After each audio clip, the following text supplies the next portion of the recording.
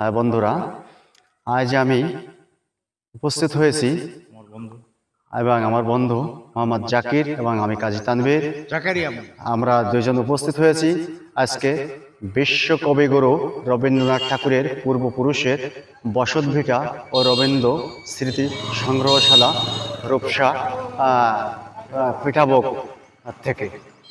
আজ আমি আপনাদের সেই দৃশ্যগুলি, তার পূর্বপুরুষের যে দৃশ্যগুলি, সেটাই ঘুরে ঘুরে আপনাদের আমি দেখাবো এবং এখানকার ইতিহাস অবশ্যই শোনাবো। বিশ্বকবি রবীন্দ্রনাথ ঠাকুরের পিতৃপুরুষের বসতভিটা খুলনা জেলার রূপসা উপজেলার অন্তর্গত পিঠাভোগ ইউনিয়নের পিঠাভোগ গ্রামে বিবরণ। পিঠাভোগ রবীন্দ্রনাথ ঠাকুরের পূর্বপুরুষের মধ্য দীননাথ কুশারীর অষ্টম পুরুষ তারানাথ কুশারী ভৈরব নদীর তীরবর্তী পিঠাভোগ গ্রামে বসতি স্থাপন করেন। তারানাথ কুশারীর দুই পুত্র রামগোপাল ও রামনাথ। রামগোপাল কুশারীর পুত্র জগন্নাথ কুশারী ছিলেন ঠাকুর বংশের আদি পুরুষ। জেলা প্রশাসন খুলনা। এবার আমি আপনাদেরকে এখান থেকে নিয়ে যাচ্ছি সেই যে ওনার যে বসতভিটা ছিল, সেখানেই আপনাদের আজকে আমি নিয়ে যাচ্ছি। এখান থেকে আপনারা আস্তে আস্তে ধীরে ধীরে সেই জিনিসটাই দেখতে থাকুন। আমার সঙ্গে সম্পূর্ণভাবে সহযোগিতা করছেন আমার বন্ধু মোহাম্মদ জাকারিয়া মোল্লা এবং আমি কাজী তানভীর। আমরা দুজনেই সেই জিনিসটা আপনাদের ঘুরে ঘুরে এখনই দেখানোর চেষ্টা করছি এবং দেখি আমরা এখান থেকে সেই ভিতরে আস্তে আস্তে প্রবেশ করব। সেই প্রবেশের পথটাই যে গেটটা তো আপনাদের দেখাইছি এবং পথটাও আপনাদের দেখাবো। এবার আস্তে আস্তে আমরা সেদিকেই চলে যাচ্ছি এবং সেটাই দেখানোর চেষ্টা করব। পিছন বারো দিয়ে আমি সেই গেটটা আবার আপনাদের দেখাচ্ছি। দেখেন কত সুন্দর একটা গেট এখানে করেছে। এখানে প্রতি বছরেই একবার আনুষ্ঠানিক তাদের যে মেলা আয়োজন হয়, এখানে হাজার হাজার দর্শকবৃন্দ আসে এবং সেই মেলাটাকে সুন্দর করে করে আর কি দেখে। এবার আমি আস্তে আস্তে ধীরে ধীরে সেই যে আপনার যে ওনার যে বসতভিটা ছিল, আস্তে আস্তে ধীরে ধীরে ওনার সেই প্রবেশ পথ এড়িয়ে প্রথম একটা গেটের কেন গেট করা নেই, প্রথম একটা দৃশ্য পেলাম। এই যে দেখেন ওনার সেই পূর্বপুরুষের যে ভিটা ছিল, সেখানেই ঢোকার মতন একটা জায়গা পেয়েছি। আর সে দেখি ডাইন সাইডে আপনার এই যে দেখেন একটা গাড়ি আছে, গাড়িতে লেখা আছে নামাজ কায়েম করুন, আর গাড়ির উপরে লেখা আছে আল্লাহ হাফেজ। এখানে যে এসে দৃশ্য দেখতে পাচ্ছি, সামনে একটা মোটর সাইকেল আছে খুব সুন্দর, এবং আমি এসে এখানে জানতে পারলাম যে ওনার পূর্বপুরুষের 15তম বংশধরের একজন এখানে নাকি এখনো আছেন। তাই সেটাই আমি আপনাদের দেখাবো। এবং বাম সাইডে দেখতে পাচ্ছি কবিগুরু রবি ঠাকুরের একটা স্মৃতি এখানেই আছে, সেটাই আপনাদের আমি দেখাবো। এবার সেটাই দেখতে থাকুন। এখানে লেখা আছে পিঠাভোগ রবীন্দ্র স্মৃতি সংগ্রহশালা রূপসা খুলনা। উদ্বোধন করেন জনাব লোকমান হোসেন মিয়া, বিভাগীয় কমিশনার খুলনা বিভাগ খুলনা, ও জনাব মোহাম্মদ আমিন উল আহসান, জেলা প্রশাসক খুলনা। তারিখ 25শে বৈশাখ 1425 বঙ্গাব্দ, 8ই মে 2018 খ্রিস্টাব্দে। নির্দেশনায় জনাব মোহাম্মদ ইলিয়াসুর রহমান, উপজেলা নির্বাহী অফিসার রূপসা খুলনা। পরিকল্পনায় জনাব মোহাম্মদ কামাল উদ্দিন বাদশাহ, চেয়ারম্যান উপজেলা পরিষদ রূপসা খুলনা। এখানে অনেক কিছু আছে তার সম্বন্ধে লেখা, সেটাই এবার আপনাদের মাঝে আমি তুলে ধরছি। সেটাই আপনারা দেখুন, আস্তে আস্তে সেটাই আপনারা দেখতে থাকুন।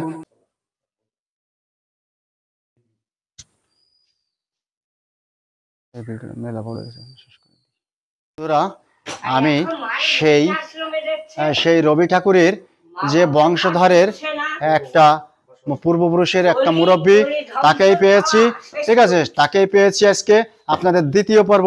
এটা আমি দেখাবো এবং এটাই তার সঙ্গে কিছু কথা হবে। সে অনেক কিছু আমাদের এখান থেকেই জানাতে পারবে। সেই গোপাল কিশোরীর 15তম বংশধর, যাকে 16তম যে বংশধর, সেই বংশধরের গোপাল কুশারীর মাকে পেয়েছি। উনি খুব মানে বয়স্ক, এখন ওনার বয়স হয়েছে প্রায় 95 বছর, আমি জানতে পারলাম এখানে লোকের কাছে। এখানে এনার কাছ থেকে কিছু কথা আমরা শুনবো এবং এনাকে নিয়ে কিছু দৃশ্য আমরা দেখাবো আপনাদের। আসেন, ওনাকে ধরে নিয়ে আসো, ওনাকে সঙ্গে ধরে নিয়ে আসো। তুমি হাত ধরো ওনার। সারা পৃথিবীতে ছড়া যাবে। আর ওর নাম নাই। আচ্ছা, আপনি আসেন, আমি ওনাকে হাত ধরে এখান থেকে নামাচ্ছি। নেমে কাকিমা, এই যে যে আপনার যে এই যে রবি ঠাকুরের যে আপনার কততম বংশধর বললেন? 16তম 15তম বংশধর বললেন আপনি। তা 16তম নাতি। তা রবি ঠাকুর আপনার কি হতো? 16তম গোপাল। না, এটা রবি ঠাকুর আপনার কি হতো সম্পর্কে? এখন বলতে গেলে তো তাও যাচ্ছে, ওই মানে বংশধারা কি? আচ্ছা, উনি আপনার যে গোপাল কিশোরের যে বাপ ছিলেন, গোপাল কিশোরের বাপের এই কি হতো? রবি ঠাকুর কি হতেন এটা জানেন? হতো আর কি। আচ্ছা, যাই হোক, এখন ওনার সঙ্গে আমরা কথা বলবো এবং ওনাকে আস্তে আস্তে নিয়ে আমি হাঁটতেছি আর কিছু কথা বলতেছি। আসেন কাকিমা, আসেন। হোক সেটা হোক, আপনি আসেন। আচ্ছা, আপনি এখানে দাঁড়ান তাহলে। আপনি এখানে দাঁড়ায় থাকেন। এখন আমি ওনার কাছ থেকে কিছু কথা শুনবো। হ্যাঁ, আপনি বলেন দিন। আপনার স্বামীর নাম ছিল কি কাকিমা? ঈশ্বর মানিকলাল কুশারী। ঈশ্বর মানিকলাল কুশারী। আপনার স্বামীর আসলেন কয় ভাই? 2 ভাই ছিলেন। 2 ভাই ছিলেন। গৌর কুশারী, সে মারা গেছে। তা আবার যাও 11 বছরে দেখেছি মারা গেছে। 16তম বা 15তম বংশধর বললেন আপনি যে রবি ঠাকুর ছিলেন। তা ওনারা ভারতে চলে যান আর আপনারা থাকেন এখানে? কিছু গেছে। ভারতে যে কি উনি কি কবি উপাধি হন? এখন কবিগুরু আছে বিশ্বের। তা ওনার ফান্ড, ওনার কবিতা সিরাজদহ কুঠিবাড়ি, শাহদাথুর বাংলাদেশে, তারপরে এখানে আর ভারতে কবিগুরুর পথই দেখে আইছেন। কাঁচনাপাড়াতে চলে গেছে কল্যাণ ন্যাশনাল ব্রিজ, কবিগুরুর পথ আমি দেখে আইছি। আমি কম জিনিস না। আপনি সে রবি ঠাকুরের বসত বাড়িতে গিয়েছেন? ইন্ডিয়াতে যান না আপনি? ইন্ডিয়া গেছেন? ভারতে ওই সেই জোড়াহাকো না, ওখানে যাইনি। তবে এই সেলাই দেহ কুটি বাড়ি ছাড়ি আমার গোপাল গেছে। ছেলে আড়াই গেল, পালকি আছে কবিগুরুর একটা, ওর ভিতর যাই ওই ছোট ছেলেটা যেটা যোগীজ বলবো পলায় রয়েছে। আর ছেলে পায় না, কান্নাকাটি আরম্ভ হয়েছে। র্যাব পুলিশ বলতেছে কি কোথায় গেল ছেলে? খুঁজি ওর ছোট মামার সঙ্গে ছিল, সে খুব ট্যালেন্ট। সে বলতেছে দিদি এইদিকে আসো, তোমার ছেলে কোথায়? ওই দেখো পালকির মধ্যে বসে আছে। র্যাব পুলিশকে তুমি বিয়ে করবা, চলো বিয়ে দিয়ে নিয়ে আসে। আর কি হলো সেখানে। আচ্ছা, যাই হোক, আমরা ওনার কাছ থেকে আমরা অনেক কিছু শুনতে পারলাম এবং জানতে পারলাম। এখন আমরা ওনারা যে না, ওটা শোনাবো। এখন আমি ওনার কাছে আবার কিছু কথা শোনাবো আপনাদের। এখন আমি ওনার যে বংশধরের যে ছিলেন, একটা পুকুর ছিলেন, একটা দিকে ছিলেন, সেটাই আপনাদের আমি দেখাবো। এই দিঘিটা ছিলেন কার কাকিমা? মানে আমার শ্বশুরের কাকা। তার মানে আর কি কবিগুরু রবি ঠাকুরের বংশধর যে আর কি ছিলেন কারিনী কুশারী, তারই হ্যাঁ এই যে বিল্ডিংটা উনি করেন। আর ওই দিঘিটাও তার ছিলেন, বুঝতে পারছি আমরা এবং শুনলাম। যাই হোক, আপনি ভালো থাকেন তাহলে। হ্যাঁ, আপনি ভালো থাকেন, আপনার আর আমাদের জন্য দোয়া করেন। এখন আমরা চলে যাব সেই পুকুর ঘাটে, যে দিঘিটা কথা বলছিলাম, সেই দিঘিটাই আপনাদের দেখানোর চেষ্টা করবো। এবং এই দিঘিতে অনেক লোকই আছেন। আপনারা এই দিঘিটা শুনছি ওনার পূর্বপুরুষের দিঘি। এখানেই আপনারা দেখতে পাচ্ছেন ওনার যে দিঘিটা সেটাই আপনাদের ঠাকুরদার যে দিঘি ছিলেন বলে অনেক আগের, সেটাই পুকুরে মেয়ে ছেলে গোসল করছে, সেটাই আপনাদের আমরা দেখাবো না, আর সেটা দেখানোর চেষ্টা করবো। অনেক সুন্দর একটা দৃশ্য, সেটাই আপনাদের দেখাচ্ছি। এবার আমি আস্তে আস্তে সেই পুকুর ঘাটে চলে যাচ্ছি, যে পুকুর ঘাটে ওনার বংশধররা এখানে স্নান করতো, এবং সেটাই আপনাদের দেখাবো। সাইড দিয়ে আছেন খুব ঘন জঙ্গল, খুব ভয়াবহ জায়গা। এখানে অনেক সাপ হয়তো থাকতে পারে বা নাও থাকতে পারে। ইতিমধ্যেই একজন দেখতে পাচ্ছি একটা মহিলা পুকুরে গোসল করার জন্য নেমে যাচ্ছেন সেই দিঘিটায় তো অনেক অনেক বড় দিঘি, খুব ভালো একটা দিঘি, সেটাই সুন্দর একটা দৃশ্য। এটাই আপনারা দেখতে পারেন। এই যে এখানে হিন্দু মুসলমান সবাই মিলেই গোসল করেন, যা বুঝতে পারছি।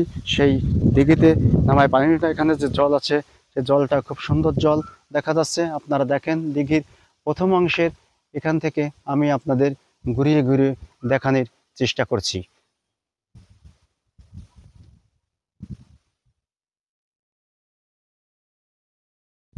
সোজা সাইড, এই যে একটা আমাদের সম্ভবত নিয়ে মনে করেন মুসলিমই, ঠিক আছে, উনি এখানে গোসল করছেন, এবং সেটাই আমরা আপনাদের দেখাচ্ছি, ঠিক আছে। এবার আমি একটু নিচে নামছি, নিচে নেমে যে সিঁড়ি আছে এখনও, সেই পূর্বপুরুষের ওনার যে সিঁড়ি যেটা ছিলেন, এখান থেকে ওনারা নামতেন, নামে গোসল করতেন, কারণ বহুত আগের জিনিস এটা। এখানেই আমি নামে এবার দেখাচ্ছি আপনাদের। দেখেন আমার এক ভাবি হোক বা চাচি হোক, যেই হোক, উনি এখানে গোসল করতেছেন, এবং ওনার সঙ্গে কিছু কথা বলবো। আচ্ছা, আপনারা যে ই করেন এখানে, যে গোসল টোসল করেন, এই পুকুরটা বর্তমান কাদের অধীনে আছে? ইনি কি মুসলমান? কিনে নিয়েছে না? ও আচ্ছা, বুঝতে পারছি। তাই আপনাদের তো এখানে পরিবেশটা খুব ভালোই দেখছি, কোনো সমস্যা টমস্যা হয় না, না? খুবই ভালো আছেন।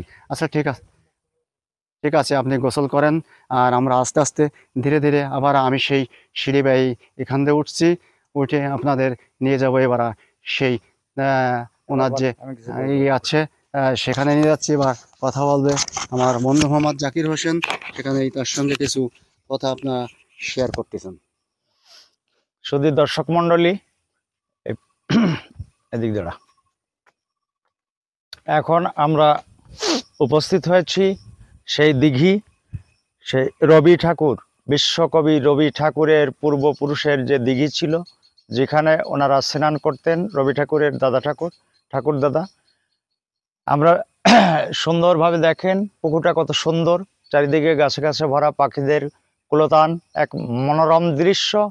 এখানে এই দৃশ্য লুকায়িত ছিল, তাই আমরা বিশ্ববাসীর মাঝে সেই রবি ঠাকুরের পূর্বপুরুষের সেই দৃশ্য, সেই বসতবাড়ি, পুরনো বসতবাড়ি এবং দিঘি, সমস্ত দৃশ্য আমরা তুলে ধরে আপনাদের মাঝে উপবেশন করতে যাচ্ছি। আপনারা মনোরম পরিবেশে দেখুন, এত সুন্দর পরিবেশ আমার জীবনে আদৌ দেখিনি। তাই তো বলেছে বিশ্বকবি, হ্যাঁ, সে বাংলার মাটি এবং মানুষের কথা কখনো ভুলিনি, এবং বাংলার মানুষদের নিয়ে, এই বাঙালিদেরকে নিয়ে এসে কবিতা আবৃত্তি করেছে। আমরা শুনেছি যে তার বাবা এদেশ থেকে, এই পিঠাভোগ থেকে চলে যায় ভারতে, সেখানে উপস্থিত হয়, সেখানে বসবাস করে, সেখানে ঠাকুর উপাধি পায়, সেখান থেকে রবি ঠাকুরের জন্ম। কিন্তু রবি ঠাকুরের পূর্ব বসতবাড়ি তার দাদা, ঠাকুর দাদা এবং তার কাকাবাবুরা এখানে বসবাস করে আসছিল। এখন তারা কেউ জীবিত নেই, আছে মাত্র দু একজন লোক। আমরা একটা মুরব্বী ঠাকুর দিদির সঙ্গে সাক্ষাৎ করলাম, হ্যাঁ, এবং সে আর এ পর্যন্ত আসতে পারলো না, সে এখন অচল হয়ে গেছে। এখানে পুকুরে এসে দেখি লোকজন গোসল করছে, বিভিন্ন জাতির, মুসলমান, হিন্দু, সব ধরনের লোক এখানে গোসল করে। একদল গোসল করে চলে গেল, আবার আসছে একটা ভাবি গোসল করছে।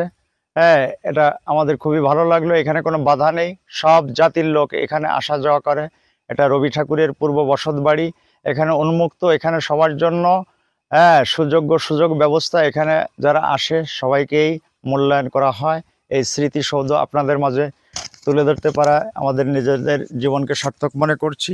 এখন আমার বন্ধু তানভীর আপনাদের কাছে আরো কিছু দৃশ্য তুলে ধরবে। আশেপাশে হ্যাঁ সুন্দর সুন্দর দৃশ্য আছে, যেটা লুকায়িত ছিল। যাই হোক বন্ধুরা আমার, আজ যে দৃশ্যটা আপনাদের দেখালাম, আমরা অনেক কষ্ট করে দেখেন যেসব জিনিস আপনাদের দেখাচ্ছি, এত সুন্দর জিনিস, এত সুন্দর পরিবেশ, সেই সুন্দর পরিবেশের মাঝেও ঘিরে আছে অনেক কোলাহলী, অনেক পাখিরা বসে আছে গাছে, অনেক সুপারি গাছ, সুপারি গাছে সুপারি হয়, পান খেয়ে করে গাল লাল। আর সেই জিনিসই আপনাদের মাঝে আজ তুলে ধরলাম। আমার আমার মনে হচ্ছে যেন কবি রবি ঠাকুর আমাদেরই মাঝেই আছে, সেটাই বলছি। সে অমর হয়ে চিরদিনই থাকবে, এই বলেই আজকে এখানে শেষ করলাম। ভালো থাকবেন।